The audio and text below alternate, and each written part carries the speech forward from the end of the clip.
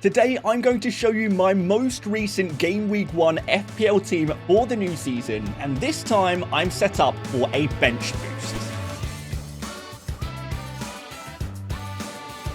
Welcome to FPL Mate, my name is Dan. Yes, new day, new team. Very excited to share this one with you guys because it is very, very good, very well thought out as well. And this team is a bench boost ready team that doesn't damage the long-term future of your team. It still takes into consideration the future game weeks. We've got a solid 2 goalkeeper rotation, a 5-man defense rotation, 5 glue attackers with 3-man attacking rotation there as well. So it's going to be 5 main attackers and then a further 3 attackers which will rotate week by week. Aside from game week 1, which is going to be the bench boost week. And finally, guys, in this video, I am going to convince you that defensive contribution points are amazing, brilliant, and we need to pay closer attention to them. You are going to be convinced by the end of this video. As always, guys, FPL Mate is supported by Fantasy Football Hub. If you want to win at FPL, you're serious about your FPL, you need to get involved. Check out the app and website using the link at the top of the description. And if you sign up to Fantasy Football Hub today, you can get your money back at the end of the season if you don't win your mini league. They are so confident that they can help you win your mini league that they will give you your money back if you don't do it. So it's a no-brainer, guys. Check out the link at the top of the description to get started straight away,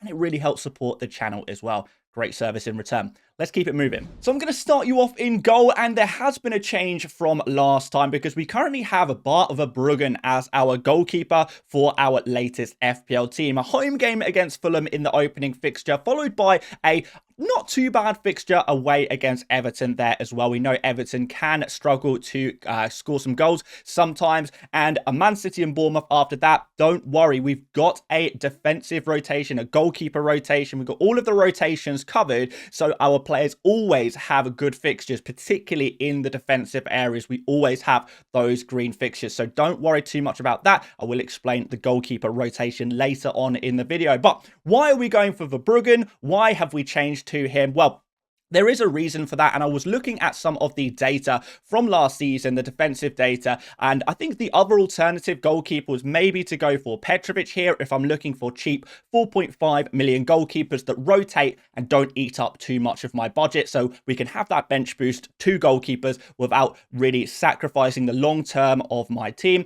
And what we found actually is that Brighton were just above mid-table for those non-penalty expected goals against, and actually if you look at the second half of the table, they were kind of in the top few teams in the whole league for expected goals against, which is a really, really nice number there to have a look at. Now, obviously, they're next to Bournemouth here. Lots of people may be looking at Petrovic at Bournemouth, but actually, if we consider that Bournemouth have lost 2 of their starting 4 defenders in Kerkez and Howson, and also lost their goalkeeper there in Kepa as well. There is definitely some worry about Bournemouth, how quickly they will adapt defensively into the new season. And Brighton putting up very, very similar numbers to them. I wonder, Brighton haven't lost any players in their defensive areas. Could they be the team to go for instead? Could that be the goalkeeper to choose instead? Obviously, we have the rotations covered for those difficult fixtures that Brighton do actually have, but certainly I think Verbruggen could work pretty well. Let's move on into the defense anyway, guys, and we've got James Tarkowski as our first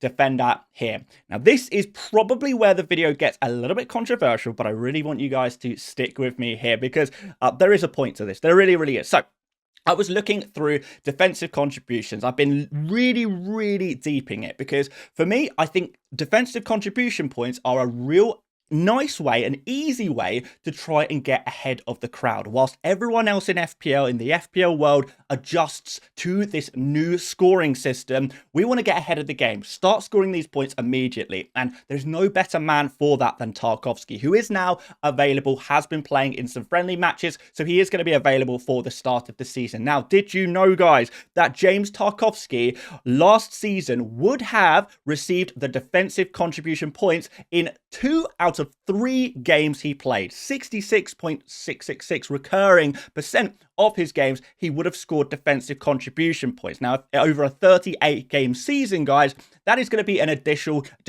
50 points.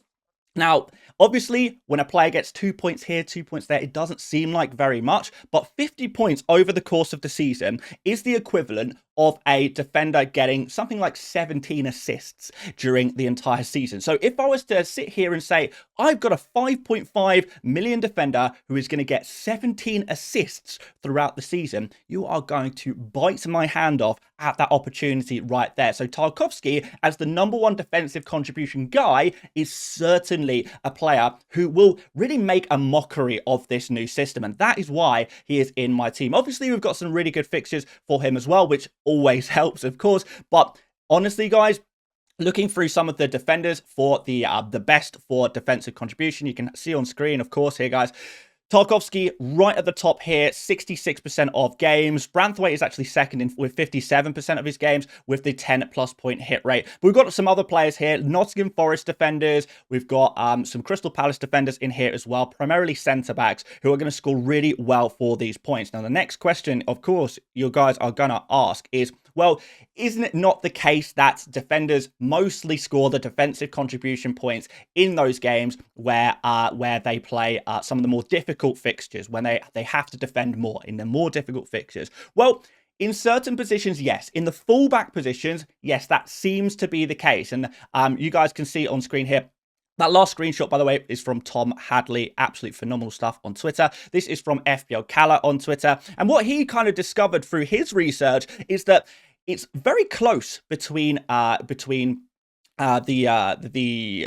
defensive contributions against the top 10 teams versus the bottom 10%, bottom 10 teams in the Premier League. So you can kind of see here, guys, around 52% of the time, these defensive contribution points are scored against the top 10 teams, and 47.5% of the time they're scored against the bottom 10. So there's really not too much in it between these two. It's a little bit different from fullbacks. Of course, it does vary from player to player, but in terms of fullbacks, there seems to be more of a trend towards the fullbacks kind of scoring these points against the top teams. So what have we learned from this? So we've learned that if we pick defenders who get high defensive contribution points over the course of the season, or even in the short term, they will rack up these points, not just in the difficult games, but just as much, pretty much, in the easy fixtures as well, which means we're going to get clean sheet points, defensive contribution points, and then also bonus points on top of that as well, which is going to turn certain players into absolute machines.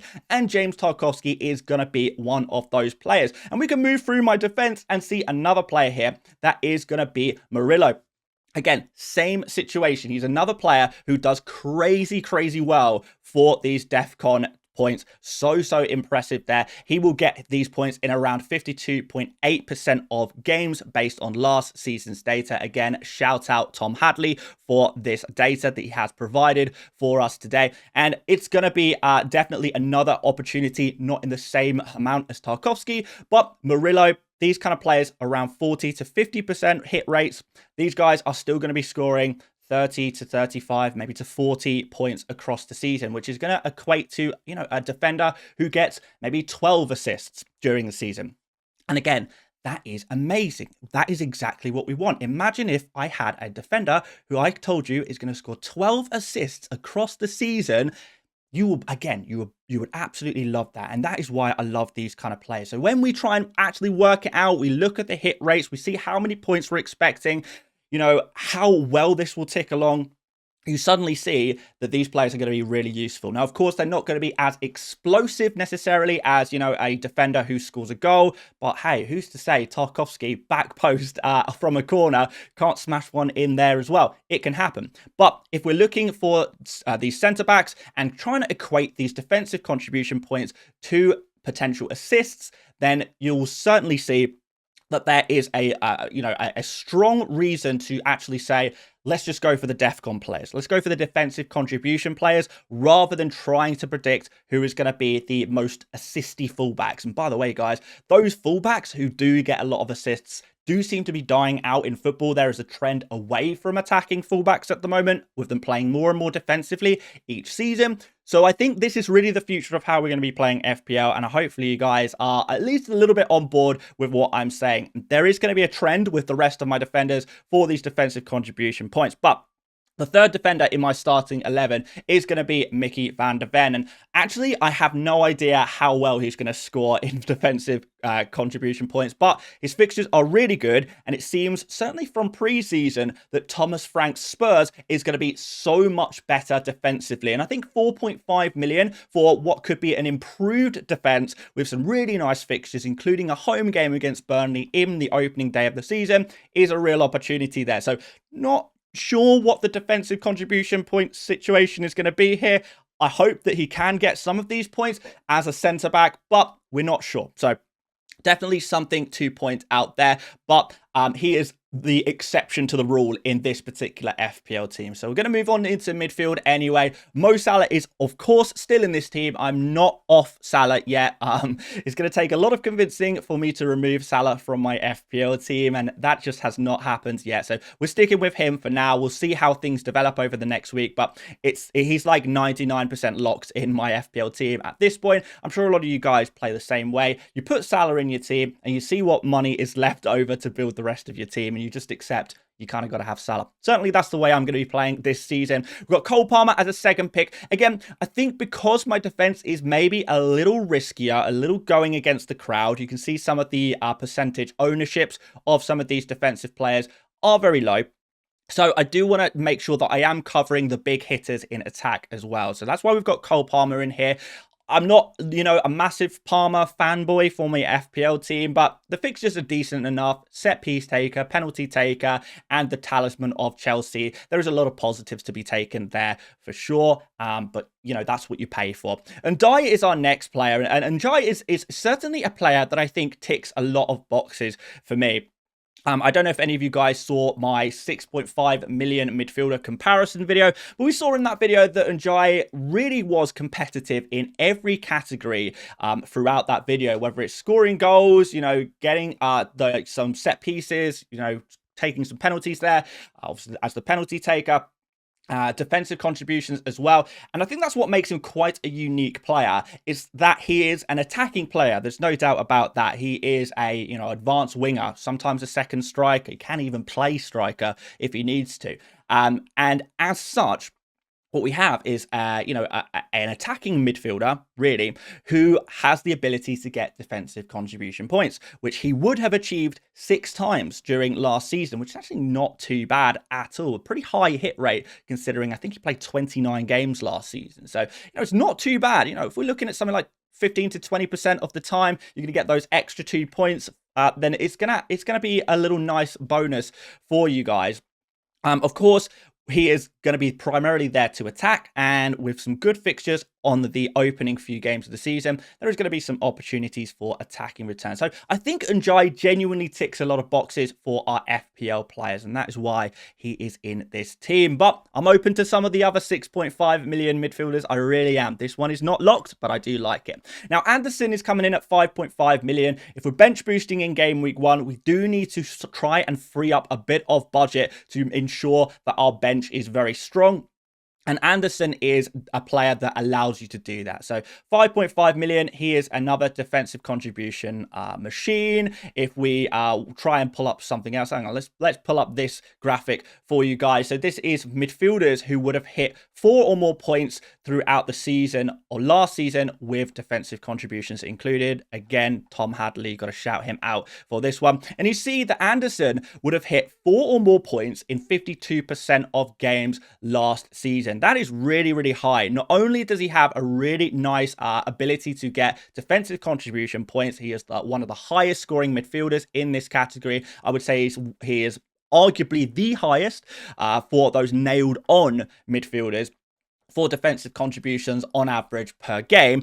But he also got a fair amount of attacking returns last season with 8. So that you get the best of both worlds, really, for 5.5 million. We're not expecting the world from him, but this season in FPL, you are going to have to pick a couple of cheap players, and that is exactly what we've done with Anderson. But like the look of him a lot, really, for this season. And actually looking through some of these players he's in company with for, that reliable, regular FPL returns, You're looking at Salah, Casemiro, who is definitely not nailed on, Bruno Fernandes, who's obviously very expensive, and Caicedo and Anderson are kind of the next players on this list. A lot of the other players on the graphics here, guys, are actually not even nailed on. So, you know, there is definitely some appeal to going for a nice, consistent, reliable player in your team alongside some of your more explosive assets. But I want to go to the forwards next, guys, and this is something I'm struggling with a little bit at the moment. Let me know if you are feeling the same way as me with forwards, and maybe you can give your opinion on what I'm about to say. But basically, looking through the list of most popular forwards, the forwards that most people are picking right now, I am struggling to be confident in many of these players. So let's just go down the list. Joao Pedro, we know he is going to be at some risk of limited minutes. We've obviously got Delap at Chelsea. Jackson is still at Chelsea as well. So we're not 100% sure how many minutes Joao Pedro is going to be playing. And last season, excluding penalties, was not exactly the best season for him. I believe he scored 10 goals in total, and 5 of those goals were actually penalties. So that's not amazing really going into the new season. Look, he could be amazing, but there is some concerns there. Obviously, a player like Isak is unsettled. Gyökeres, brand new to the Premier League. Will he be thrown in the deep end in game week 1? I'm not 100% sure there. Haaland is super expensive. Bowen, in fairness, I do kind of like. Chris Wood, maybe some rotation in the new season. He is getting a little older. Nottingham Forest will be in, European competition this season, which may affect his minutes. Beto, there's been some kind of questions around him at Everton from Moyes as whether he is good to go for the new season, whether he is at the right standard that Everton need right now. We've got Ollie Watkins, who, again, I do really like. Solanke, potential injury. Welbeck, we're a little bit worried about his rotation, not starting every friendly game. Wissa, unsettled. Mateta maybe has some mixed fixtures there. Same with Strand Larson. Maybe these guys could be okay. And then going down the list, there's always a problem with a player. There's always, some kind of issue. So I think our player pool for those safe, secure forwards is actually kind of limited. So we can go for some safe players. We can go for some risky players. This is what I've ended up with. So we've got Ollie Watkins.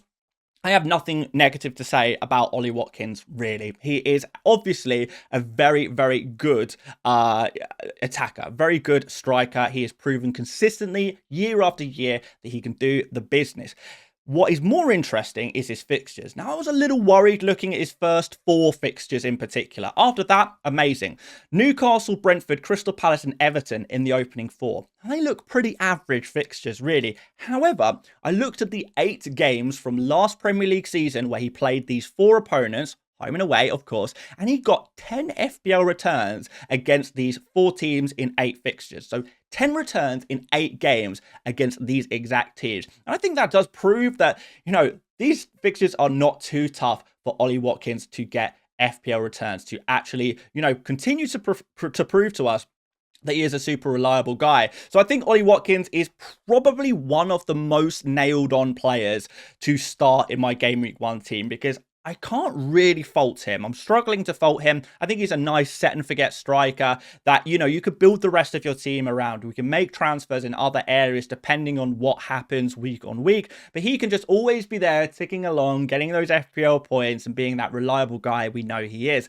Our next striker, some risk. Victor Gyökeres. Now, obviously, as an Arsenal fan, I do have some reservations about where Gyökeres fits into this Arsenal team. Is he going to start literally every single game straight away? I hope so. I really do. And I think he will be a massive improvement of Arsenal. But I would not be totally surprised to see him come on as a 60th, 70th minute substitute against Manchester United in Game Week 1. I wouldn't be totally surprised by that. After that, against Leeds, absolutely love this fixture for him. Liverpool, maybe a little tougher. Forest, again, perfect for Gyökeres. So there's certain fixtures here which I think will really suit his physical playing style. There's other games where I actually think, could Havertz, play more minutes against Liverpool to try and get a little bit more control of the game. There's a possibility that I want to throw out there. So I'm not 100% convinced by Gyökeres, but he is a player I like the look of. And I do think, knowing Bukayo Saka, if Arsenal are awarded a penalty and Gyökeres has not scored his first goal for the club yet, Saka is going to give Gyökeres that penalty. That's just the kind of guy he is. That's how he does the business. So Gyökeres, I think, could be a really interesting shout. I'm not 100% convinced on him. Out of these two 9 million forwards, I'm not as convinced by Gyökeres as I am by Watkins, but he could be good, right? He could be good. Always concerns. And our third forward is actually going to be Fulkrug, 6 million. Looking at preseason, it seems that West Ham are going to start the season with Bowen and Fulkrug as their two strikers. So they're going to be playing with a two-striker system with those two guys up front. So if that's the case, Fulkrug at 6 million.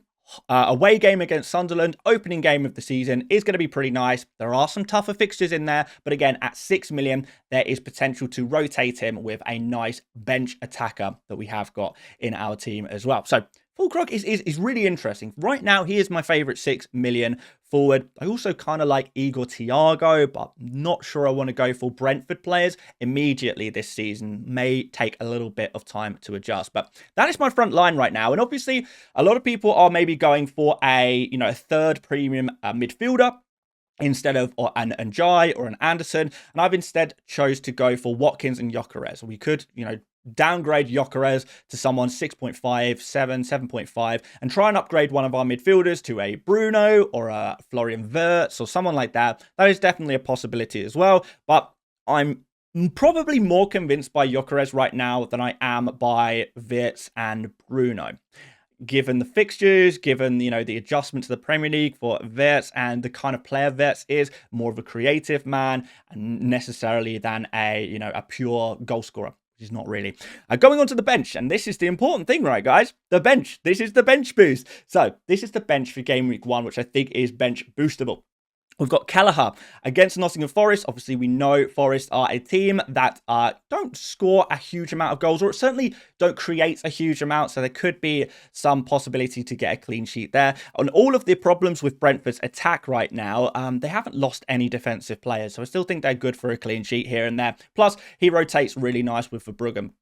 Just going to show you this rotation on screen, guys. So we've got Brentford and Brighton on screen now. Obviously, in Game Week 1, we play both of them because it's a bench boost week. Game Week 2, we go to Verbruggen against Everton. Then we've got, for Brentford and Kelleher, we've got Sunderland there. Then Bournemouth, Fulham, Man United, Wolves, West Ham, Man United and Leeds. That takes us all the way through to Game Week 10 there with a really nice rotation where there's no, real difficult fixtures in there. The most difficult fixtures there are probably Bournemouth and Manchester United. And, if that's the hardest fixtures, it's a pretty nice set of fixtures, right, guys? So we have that rotation, and we have two goalkeepers who have fairly decent fixtures in Game Week 1.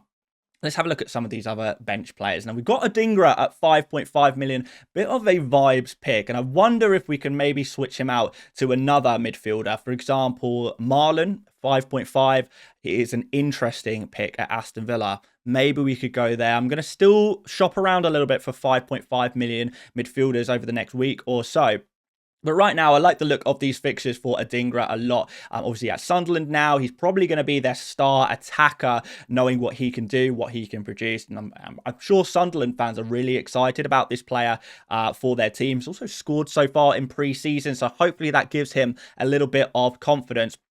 Looking at some of these other defenders, we've got two 4.5 defenders here that I think are really nice as well. We've spoken about Richards a lot already on this channel for a defensive contribution beast, playing for a Crystal Palace team that did really, really well in the second half of last season for conceding not many goals, really. Only Man City conceded less goals than Crystal Palace from Game Week 20 last season, which is very impressive. So actually, Crystal Palace better defensively than Liverpool, better than Arsenal, Everton, whoever else. The problem I think some people have with Crystal Palace is that some of the fixtures are a bit dodgy. Game Week 1 against Chelsea away.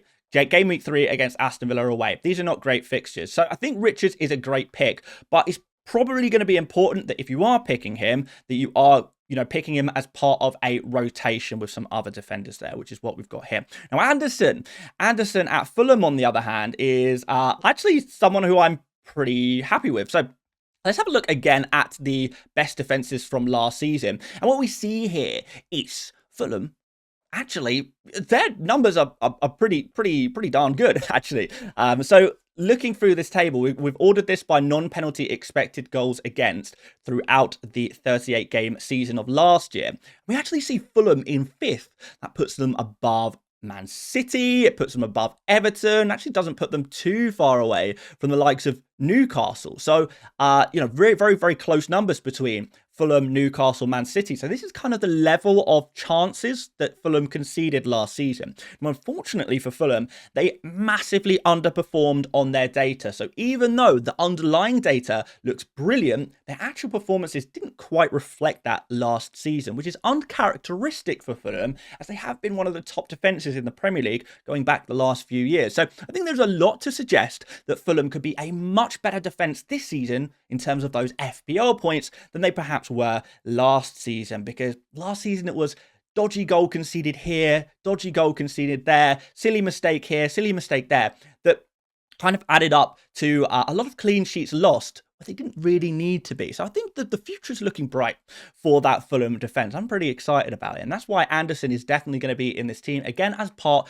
of a very nice rotation. We'll show you the rotation very, very shortly, guys. Don't you worry about that. But again, I want to take you back to Tom's amazing list of these best defenders for goal for defensive contribution points, and we see Richards here, we see Anderson here, both of them scoring pretty high here. Anderson with a 44.8% hit rate, Richards with a 38.1% hit rate. So these are really, really nice numbers. These are sort of some of the highest numbers among defenders in the Premier League. And both of these guys come in at just 4.5 million. We're looking at real nice bargains here. Again, you kind of got to assume, kind of take these players as 4.5 million defenders who would maybe score 8, 9, 10 assists throughout the season. And again, when you put it like that, maybe even slightly more actually, when you put it like that, it sounds good, right? It sounds really, really nice. And it sounds like these are the kind of players we probably want to have in our team. So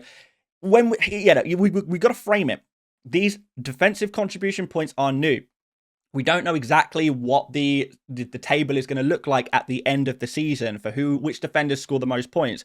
But right now, it seems to me that these defenders who are very good for defensive contributions are going to actually outscore a lot of the defenders who would have maybe classically done quite well. We've got players like Arsenal defenders, Liverpool defenders, maybe even Aston Villa defenders who are not on this list. My list of players. They're not in my squad. They're not in the list either, because they're not going to get a huge amount of defensive contributions, probably, a handful in the entire season, and it's going to be very difficult to predict when they might come, whereby these guys are much more reliable. So I think if we're just looking, take the first 5-6 game weeks, I think we could have a situation where a lot of these defenders, Tarkowski, Murillo, these are actually outscoring your Van Dijks, your Gabriels, your Salibas, your, even Cucurella potentially there as well.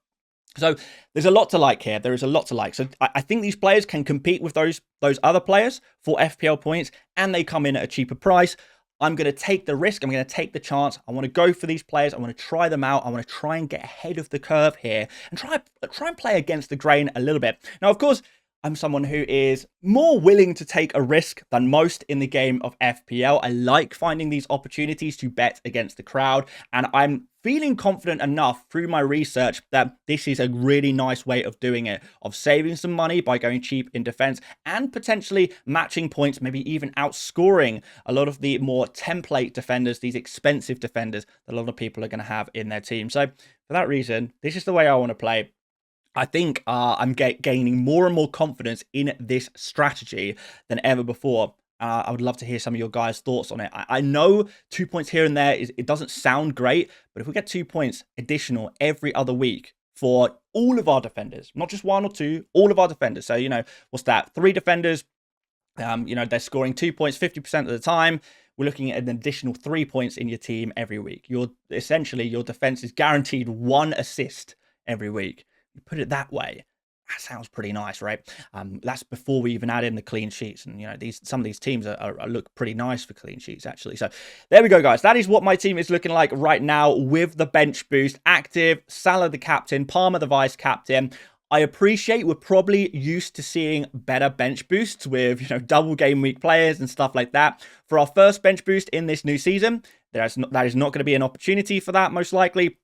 So therefore, the bench boost, I think, is pretty much as good as it's going to get for game week 1, something like this, without absolutely, breaking the bank on your bench and actually compromising your main starting 11, because that's certainly not something we want to do either. One more note on some of these, sort of my bench defenders here. Now, both Anderson and Richards are playing against teams that we think will dominate possession, and that is probably going to be an advantage for both of these players for defensive contribution points. Players like Anderson playing against Brighton, I don't think we're expecting Fulham to concede multiple goals. So, a worst case scenario, we're maybe looking at Anderson getting a 3-pointer there. It's not too bad for a single game week bench boost. And as for Kelleher, playing against, again, Forest, who don't score too many goals, that is going to be pretty interesting there as well, because even if, Forest do score 1 goal in that game, you're still looking at 2-pointer for Kelleher, maybe 3 if you can get 3 saves in there. Obviously, we hope for a clean sheet, but in these worst case scenarios, actually, these defenders, these guys don't look too bad. The only problem would be with Richards is that if Chelsea went out and scored a whole bunch of goals against Crystal Palace. But again, I don't think that is super likely. I actually think Crystal Palace are an underrated defence. I don't think that Chelsea are going to absolutely batter them. So, yeah, I like the look of this bench boost, is what I'm trying to say. It is well crafted. This is something that a lot of thought has gone into, but it is still subject to change. But of course, I would always appreciate your guys' feedback. What do you think about this bench boost team? I think it works for what I'm trying to do. For the new season at least. Let's take a quick look at our defensive rotation again here, guys. And you're going to see, yes, we have no Gabriel, we have no Van Dijk, we have no Cucurella, we have no Man City defender, Gvardiol, Aït-Nouri. But what we do have is defenders and goalkeepers that always have good fixtures. So just so you can see, guys, how the rotations would work for the defenders and also the midfielders as well, because we have a bit of a rotation between Anderson, Fulkrog, and Adingra as well going into subsequent game weeks. So obviously, we've shown you game week 1. Game week 2 will look a little bit like this, with Fulkrug going to the bench, Richards coming into the starting 11 there, as well as Adingra. Game week 3, we go back to really the first defensive rotation we had, but with Kelleher in goal instead for game week 3. Fulkrug goes to the bench away against Forest, most likely with Adingra and Anderson both playing in game week 3. Game week 4, a bit of a toss-up here. You could potentially play Van der Ven and go 4 at the back here. But the important thing is, against Arsenal, your Nottingham Forest players are going to be on the bench in this situation. By the way, Anderson is a player who gets defensive contribution points far more playing against weaker teams rather than stronger teams. So that is why I think Anderson, as a midfielder, you probably do want to bench him against Arsenal and some of the other stronger teams. But it is better in game week 5 because obviously Forest play against Burnley and then Sunderland in game week 6 as well. So Fulkrug maybe going to the bench here, try and get the clean sheet from Richards at Crystal Palace. But actually, Fulkrug is decent backup here. Van der Ven is decent backup here. This is actually not the worst bench boost week either. But Tarkowski away against Liverpool does put me off. Goes to game week 6 now. Again, we're back to the original trio with Kelleher in goal. And, again, you're going to have a bit of a decision to make. Do you want to play Adingra away against Forest, Fulkrug away against Everton, or do we maybe trust Anderson against Villa? Maybe less likely to play the defender there. But I'm sure at this point, guys, we might have made a transfer or two to try and fix any problems that may arise. But we have to learn as the season goes. Into game week 7. Again, the defensive rotation looks really good. Got Van der Ven against Leeds, Tarkowski and Richards there. Really nice. You can bench Murillo against Newcastle, and Anderson is away against Bournemouth there as well, where you could potentially bench him. Game week 8 looks like this. Game week 9 looks like this. And game week 10 looks like this. So there we go. Actually, is this all right? I don't think I changed game week 9 and 10. But yeah, maybe something like this. Tarkowski comes in against Sunderland. We can actually play 4 at the back here if we want to. Maybe bench Fulkrug. You can maybe play Anderson instead of Adingra if you wanted to. Lots of options. But we've got that really nice, strong squad depth there, which you're always going to have rotations. You're always going to have options. Verbruggen against Leeds in game week 10. I imagine my team won't look like this by the time game week 10 comes around, but it's nice to have that option. If other areas of my team go very, very wrong, I have to constantly replace some of my attackers. I know that my defenders will always have good fixtures, can always cover me, even in those very bad situations, which may allow me to survive without playing a wild card too early. But again, we have to adapt. We have to remain adaptable. We have to wait and see how this season unfolds. But being adaptable, having those options is a really nice way to start the season, I think. But anyway, that is of course using the Fantasy Football Hub My Team tool. My team is rated 94% right now, which is very, very high. If you want to get your free team rating or join Fantasy Football Hub as a full member, check out the link at the top of the description or in the pinned comment and check it out. And you are going to find those tools so helpful. If you're serious about your FPL, you need to be on Fantasy Football Hub. Use my link. Really helps out the channel. Okay, guys, that's the end of today's video. Please do leave your comments and feedback on my team. Always curious to see what you guys have to say. And if you have any other questions around your own teams, I'm happy to answer them in the comment section as well. Drop a like, do subscribe. Love you guys, and I'll see you later, mates. Bye-bye.